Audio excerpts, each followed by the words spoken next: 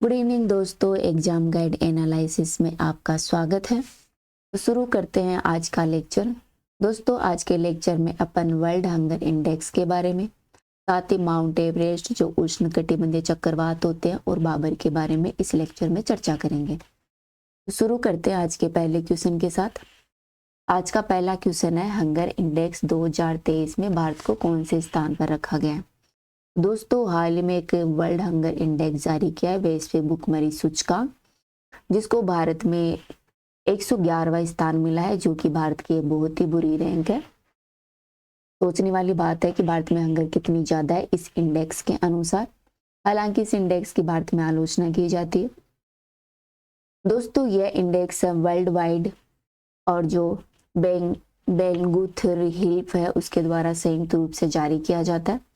जो वैश्विक global hunger index 2024 वाला, इसको भारत में 125 देशों में 111वीं रैंक मिली है। तो देख लो भारत की कितनी बुरी स्थिति बताई गई है इस इंडेक्स में।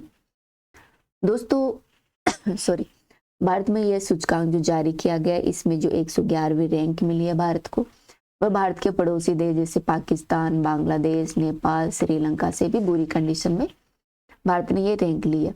बांग्लादेश को जहां 81, नेपाल को 69 और श्रीलंका को 60वीं रैंक मिली है, तो भारत को 111वीं रैंक देना एक चिंताजनक वाली बात है। दोस्तों, इस इंडेक्स के बारे में बात करें, ग्लोबल हंगर इंडेक्स, तो ये जो भुखमरी होती है उसके बारे में एक समीक्षा करता है। इसे कंसर्न वर्ल्ड वाइड तथा वेलथुंगर हिल्फे के द्वारा जारी किया जाता है। ठीक है, वेलुथुंगर हिल्फे के द्वारा इसे जारी किया जाता है। कंसर्न वर्ल्ड वाइड और वेलुथुंगर हिल्फे के द्वारा इसे वार्षिक आधार पर अर्थात सालाना आधार पर इसे जारी किया जाता है। दोस्तों, ग्लोबल हंगर इंडेक्स है, इसे वैश्विक, क्षेत्रीय और राष्ट्रीय स्तर पर भूख को व्यापक रूप से मापने और ट्रैक करने के लिए डिजाइन किया गया। ठीक है, ये जो गरीबी के विभिन्न आयाम है उनको नापती है। आधार ये है जो इंटरनेशनल लेवल पर, नेशनल लेवल पर और क्षेत्रीय स्तर पर गरीबी की क्या स्थिति है विश्व में, उसके बारे में ये आकलन करती है। दोस्तों, जो ग्लोबल हंगर इंडेक्स है, इसमें 100 बिंदुओं तक की रैंक प्रदान की जाती है। अगर किसी देश को 0 स्कोर प्राप्त होता है तो इसका मतलब है कि वहां पर बहुत अच्छा है, वहां पर कोई भुखमरी नहीं है। इसके अलावा किसी को अगर 100 नंबर का स्कोर प्राप्त होता है, जो दर्शाता है कि ये सबसे खराब स्कोर दर्शाता है 100 नंबर वाला, जो कि उस देश में भुखमरी की एक प्रचंड रूप को दर्शाता है। दोस्तों, जो अपना कंसर्न वर्ल्ड वाइड है उसके बारे में बात करें तो ये एक इंटरनेशनल मानवतावादी संगठन है, जो कि विश्व के सबसे गरीब देशों में गरीबी और पीड़ा से निपटने के लिए इसे डिजाइन किया गया है। वहीं वेलथुंगर हिल्फे है, वो जर्मन का एक निजी संगठन है, उसके साथ मिलकर ही Concern Worldwide hunger index जारी करता है। दोस्तों, वेलुथिंगर हिल्फे की स्थापना है वो 1962 में की गई थी। जब यह बना था तो इसे फ्रीडम फ्रॉम हंगर कैंपेन के नाम से जाना गया था। दोस्तों, इसकी गणना की जाती है वैश्विक भुखमरी सूचकांक की, वो 4 आयामों को आधार बनाकर की जाती है, अर्थात 4 संकेतों के आधार पर जो ग्लोबल हंगर इंडेक्स है वो जारी किया जाता है। ये 4 संकेत है, इसमें अल्प पोषण, चाइल्ड स्टैंडिंग, चाइल्ड वेस्टिंग और शिशु मृत्यु दर। ठीक है, ये ध्यान रखना, ये 4 पॉइंट पूछ ले जाते हैं कि इसके 4 आयाम क्या है, अल्प पोषण, चाइल्ड स्टिंग, चाइल्ड वेस्टिंग और शिशु मृत्यु दर। ठीक है, ये भी पूछ लिया जाता है कि किसके द्वारा जारी किया जाता है, कंसर्न वर्ल्ड वाइड के द्वारा ये जारी किया जाता है। दोस्तों, इसमें अल्प पोषण की बात करें तो इसमें क्या होता है कि जनसंख्या में जो कैलोरी की पर्याप्त मात्रा अगर नहीं होती है उस क्षेत्र को यह दर्शाता है। वही चाइल्ड स्टार्टिंग की बात की जाए तो यह उन 5 साल के बच्चों की उम्र को दर्शाता है जिनकी उम्र तो बढ़ रही है लेकिन उम्र के अनुसार उनमें कुपोषण के वो शिकार हैं। ठीक है, वही चाइल्ड वेस्टिंग की बात करें तो इनमें क्या होता है कि जो 5 साल की उम्र के जो बच्चे हैं उनकी जो उम्र तो बढ़ रही है लेकिन उसके अनुसार उनकी लंबाई नहीं बढ़ रही है। शिशु मृत्यु दर की बात करें तो जो इसमें जो शिशु मृत्यु दर का आधार है उसका मतलब यह है कि जब कोई बच्चा 5 साल का हो जाता है तब तक उनकी मृत्यु की हिस्सेदारी क्या है, अर्थात कितने बच्चे 5वें साल तक प्राप्त होते होते 5 साल के होते होते कितनों की डेट हो गई, कितने बच गए, इस आधार पर यह जारी किया जाता है। ठीक है, जो कि अल्प पोषण और अस्वास्थ्य आदि की जो वातावरण होता है उसकी स्थिति को दर्शाता है। चाइल्ड वेस्टिंग है वो गंभीर कुपोषण को दर्शाता है। चाइल्ड स्टंटिंग है वो लॉन्ग टर्म के कुपोषण को दर्शाता है। ठीक है दोस्तों, अपना नेक्स्ट क्वेश्चन है, बंगाल की खाड़ी में उठे चक्रवात तूफान हामून को किस देश ने नाम दिया है? तो हाल ही में एक बंगाल की खाड़ी में अभी एक चक्रवात आया था दोस्तों। बंगाल की खाड़ी में और अपना जो अरेबियन सी है वहां पर जो चक्रवात आते हैं वो उष्ण कटिबंधीय टाइप के चक्रवात होते हैं। तो हाल ही में जो बंगाल की खाड़ी में एक चक्रवात आया था जिसका नाम था हामून। तो बताइए कौन से देश ने यह नाम दिया था हामून? चक्रवात का नाम है हामून, तो कौन से देश ने यह नाम दिया था हामून? दोस्तों हाल ही में इस चक्रवात को नाम दिया था ईरान ने।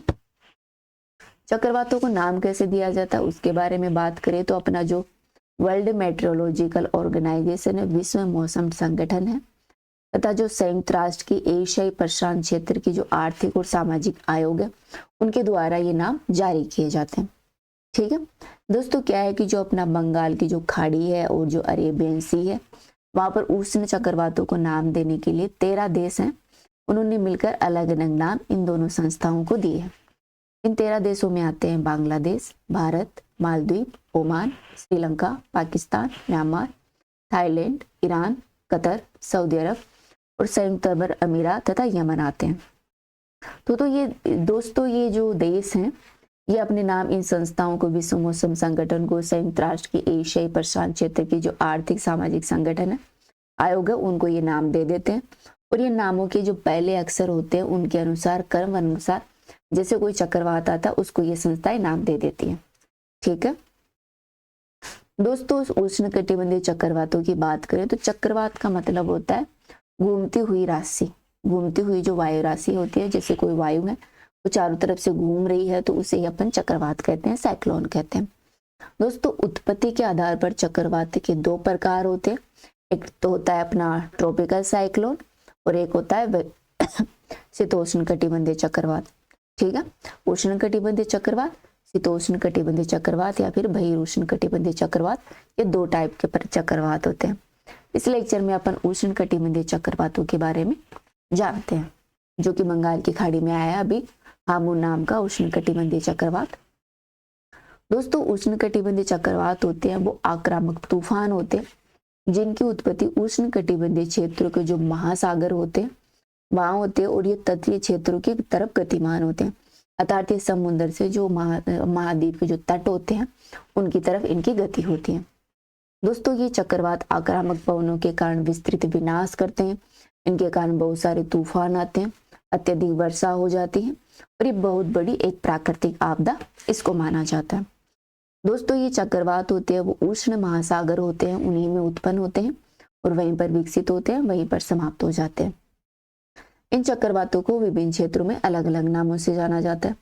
जैसे हिंद महासागर है वहां पर उन चक्रवातों को चक्रवात के नाम से जाना जाता है। वहीं अटलांटिक महासागर में इन्हें हरिकेन के नाम से जानते हैं। पश्चिमी प्रशांत और दक्षिणी चीन सागर तथा फिलीपींस में इसे बवंडर अर्थात टाइफून कहते हैं। अमेरिका में टोर्नेडो और ऑस्ट्रेलिया में विली विलेज के नाम से इन्हें जाना जाता है। पूछ लिया जाता है कि विली विलेज चक्रवात का नाम कहाँ पर है सॉरी, तो ये ऑस्ट्रेलिया में है, वहां पर इनको ये जो मिलान भी करवा लिया जाता है, तो ये आप स्लाइड याद रखना। दोस्तों इनकी उत्पत्ति के बारे में बात करें कि मतलब उष्ण कटिबंधीय चक्रवात आता है तो क्या सिचुएशन होनी चाहिए कि उष्ण कटिबंधीय चक्रवात आ सकता है। तो दोस्तों जो समुद्री सतह का जो टेम्परेचर होता है वो 27 डिग्री सेल्सियस से अधिक होना चाहिए उष्ण कटिबंधीय चक्रवात के लिए। साथ में जो कोरियोलियस बल होता है वो भी होना आवश्यक है। ऊर्ध्वाधर पवनों की गति में अंतर कम से कम होना चाहिए। कमजोर लो प्रेशर तथा निम्न स्तर का चक्रवातीय परिसंचरण होना चाहिए और समुद्र तल पर तंत्र पर ऊपरी अपसरण होना चाहिए। ठीक है, ये आप चक्रवात का चित्र देख सकते हैं। ठीक है, इसका बीच का क्षेत्र है, ये चक्रवात की आंख कहलाता है। ठीक है दोस्तों चक्रवातों को और अधिक विध्वंस करने वाली जो ऊर्जा संग्रहण प्रक्रिया द्वारा ऊंचे कपासी स्त्री मेघों से प्राप्त होती है जो कि तूफान के केंद्र को घेरे होती है। दोस्तों समुद्र से लगातार आर्द्रता की आपूर्ति से ये चक्रवात और अधिक प्रबल हो जाते हैं। इस स्थल पर पहुंचकर आर्द्रता की आपूर्ति रुक जाती है, जिसके कारण ये धीरे धीरे समाप्त हो जाते हैं। अर्थात जब ये समुद्र में होते हैं तो वहां पर वायु के माध्यम से इन्हें ह्यूमिडिटी मिलती रहती है, आर्द्रता मिलती रहती है, जिसके कारण ये अधिक आक्रामक होते हैं, बहुत ही भयंकर होते हैं। और जैसे जैसे ये तट की तरफ बढ़ते हैं तो इनमें नमी की मात्रा कम होती जाती है, इस कारण ये तट की तरफ बढ़ते हुए समाप्त हो जाते हैं। दोस्तों वह स्थान जहाँ पर उष्ण कटिबंधीय तटों की जो जमीन होती है उसको पार करते हैं, उसे चक्रवात का लैंडफॉल कहते हैं। क्या कहते हैं? चक्रवात का लैंडफॉल कहा जाता है उस स्थान को। वे चक्रवात जो 20 डिग्री उत्तरी अक्षांश से गुजरते हैं उनकी दिशा अनिश्चित होती है और वे अधिक विध्वंसकारी होते हैं। एक विकसित उष्ण कटिबंधीय चक्रवात की विशेषता उसके केंद्र के चारों तरफ प्रबल सर्पिल पवनों का परिसंचरण है, जिसे चक्रवात की आग के नाम से जाना जाता है। दोस्तों इस परिसंचरण प्रणाली का व्यास होता है वो 150 से 250 किलोमीटर तक होता है। उष्ण कटिबंधीय चक्रवातों में मूसलाधार वर्षा होती है। चक्रवात की आग से रेन बेड विकसित होते हैं तथा कपाशी वर्षा बादलों की पंक्तियां बाहरी क्षेत्र की ओर विस्थापित हो जाती है। तो पूछ लिया जाता है कि उष्ण कटिबंधीय चक्रवातों के दौरान कौन से बादल बनते हैं, तो वो अपने कपासी और वर्षा मेघ वाले बादल बनते हैं। दोस्तों इनका व्यास बंगाल की खाड़ी, अरब सागर और हिंद महासागर पर 600 से 1200 किलोमीटर के बीच होता है। यह परिसंचरण प्रणाली धीमी गति से 300 से 500 किलोमीटर तक प्रतिदिन की दर से आगे बढ़ते रहते हैं। गाइस ये चक्रवात तूफान तरंग उत्पन्न करते हैं और तटीय निम्न इलाकों को जल प्लावित कर देते हैं। ये तूफान इस स्थल पर आकर धीरे धीरे रूप से समाप्त हो जाते हैं। इस तरह अपन ने इस लेक्चर में यहाँ पर अपन ने जाना है कि जो साइक्लोन होते हैं, उष्ण कटिबंधीय साइक्लोन होते हैं, वो क्या होते हैं। अब अपना नेक्स्ट क्वेश्चन है, हाल ही में अमृतसर और किसे ऐतिहासिक धार्मिक पर्यटन महत्व के 30 शहरों में शामिल किया गया? ठीक है, तो अमृतसर के साथ कौन सा शहर है जिसे ऐतिहासिक और धार्मिक पर्यटन स्थल का जो इम्पोर्टेंट 30 शहर है उसमें शामिल किया गया? तो बताइए, अयोध्या है, केदारनाथ है, वाराणसी है या फिर कपूरथला? तो दोस्तों इनके अमृतसर के साथ कपूरथला को ऐतिहासिक पर्यटन स्थल के रूप में शामिल किया गया है। अगला क्वेश्चन है, वनडे इतिहास में 3000 छक्के लगाने वाली दुनिया की पहली क्रिकेट टीम कौन सी है? तो बताइए, जो वनडे इतिहास है उसमें 3000 छक्के लगाने वाली दुनिया की पहली टीम ऑस्ट्रेलिया की है, न्यूजीलैंड की है, भारत की है या फिर अफगानिस्तान की है? दोस्तों हाल ही में ये रिकॉर्ड बनाने वाली भारतीय क्रिकेट टीम है। नेक्स्ट क्वेश्चन है, राजस्थान की किन 2 जिलों से होकर कर्क रेखा गुजरती है? तो बताओ राजस्थान के कौन से 2 जिले हैं जहां से होकर अपनी कर्क रेखा गुजरती है? वैसे दोस्तों कर्क रेखा है वो भारत के 8 राज्यों से होकर गुजरती है। बताइए राजस्थान के 2 जिले कौन से हैं जहां पर कर्क रेखा गुजरती है? दोस्तों कर्क रेखा है वो बांसवाड़ा और डूंगरपुर राजस्थान के 2 महत्वपूर्ण जिले हैं जहां से होकर कर्क रेखा गुजरती है। नेक्स्ट क्वेश्चन है, धार जिले में स्थित मांडू जो रानी रूपमती और बाज बहादुर की परिणय गाथा से जुड़ा है में क्या है? बताइए क्या है यहाँ पर? दोस्तों यहाँ पर जहाज महल है। नेक्स्ट क्वेश्चन है, बाबर ने अपनी आत्मकथा तुझक ए बाबरी किस भाषा में लिखी है? पहला क्वेश्चन तो यही बन जाता है कि तुझके ए बाबरी किसकी आत्मकथा है? ये बाबर की आत्मकथा है। पूछ लिया जाता है कि बाबर की आत्मकथा का नाम क्या है? तुझक ए बाबरी है। इन्होंने यह जो आत्मकथा लिखी थी वो तुर्की भाषा में लिखी थी। ध्यान रखना कौन सी लैंग्वेज में लिखी थी? तुर्की लैंग्वेज में। नेक्स्ट क्वेश्चन है, बाबर मूल रूप से कहाँ के शासक थे? बताइए बाबर मुख्य रूप से कहाँ के शासक थे? मूल रूप से जहाँ पर ये उठ कर आए थे तो दोस्तों फरगना है, वहां से मूल रूप से बाबर आए थे। बाबर के बारे में चर्चा करें तो बाबर का मूल नाम था जहीरुद्दीन मोहम्मद उर्फ बाबर, जो कि मुगल राज्य के संस्थापक माने जाते हैं भारत में, और ये मुगल शासन के पहले शासक है। दोस्तों इनका जन्म है वो मध्य एशिया के वर्तमान में जो उज्बेकिस्तान का देश है वहां पर हुआ था। ये तैमूर और चंगेज खां के वंशज माने जाते हैं। पूछ लिया जाता है बाबर किसके वंशज हैं? मुगल। तो मुगल है तैमूर, और जो चंगेज खान थे उनके वंशज है। दोस्तों मुंबईयाना नामक पद्य शैली का जन्मदाता बाबर को माना जाता है। ये पूछ लिया जाता है कि मुंबईयाना नामक पद्य शैली के जन्मदाता कौन है, तो वो है बाबर। 1504 में काबुल तथा 1507 में कंधार को जीत लिया था बाबर ने, और बाद में इनको जीतकर, कंधार को काबुल को जीतकर बाबर ने बादशाह की उपाधि धारण की थी। दोस्तों बाबर ने 1919 से 1926 तक भारत में 5 बार अटैक किया था, और इन्होंने 1526 में पानीपत की लड़ाई में दिल्ली के जो अंतिम सुल्तान थे इब्राहिम लोदी को हराकर मुगल साम्राज्य की स्थापना कर दी थी। तो बताइए पानीपत की प्रथम लड़ाई कब हुई थी? पानीपत की प्रथम लड़ाई हुई थी 1526 ईस्वी में। इनके बीच में हुई थी, इब्राहिम लोदी और बाबर के बीच में हुई थी, ठीक है, जिसमें इब्राहिम लोदी वंश की जगह मुगल वंश की स्थापना हो गई थी। इब्राहिम लोदी हार गए थे और बाबर जीत गए थे। इसके अलावा बाबर ने 1927 में खानवा का युद्ध, 1928 में चंदेरी का युद्ध और 1929 में घाघर का युद्ध जीतकर मुगल साम्राज्य की भारत में स्थापना कर दी, और 1930 में इनकी डेथ हो गई थी। अगला क्वेश्चन है विश्व की किस देश की पहली महिला प्रधानमंत्री कौन है? तो विश्व की किसी देश की पहली महिला प्रधानमंत्री बनने वाली महिला का नाम पूछा गया यहाँ पर। तो बताइए विश्व की वह पहली महिला कौन सी है जो कि प्रधानमंत्री बनी थी? दोस्तों श्री माओ भंडार नायके है, वो विश्व की पहली महिला है पीएम की शपथ लेने वाली। अपना अंतिम क्वेश्चन है माउंट एवरेस्ट पर चढ़ने वाली पहली भारतीय महिला कौन है? ये तो आपको पता ही होगा, माउंट एवरेस्ट पर चढ़ने वाली पहली भारतीय महिला बछेंद्री पाल है। कौन है? बछेंद्री पाल। दोस्तों बात करते हैं माउंट एवरेस्ट के बारे में। माउंट एवरेस्ट दुनिया का सबसे ऊंचा पर्वत शिखर है जो कि हिमालय में स्थित है, ठीक है, इसे एक्सवी के नाम से भी जाना जाता है। तो बताइए विश्व का सबसे ऊंचा पर्वत शिखर कौन है? वो माउंट एवरेस्ट है, जिसकी ऊंचाई 8,848 किलोमीटर है। दोस्तों यह पर्वत है वो नेपाल और तिब्बत की जो बीच की सीमा है वहां पर ही स्थित है, जो हिमालय श्रृंखला है उसका पार्ट है।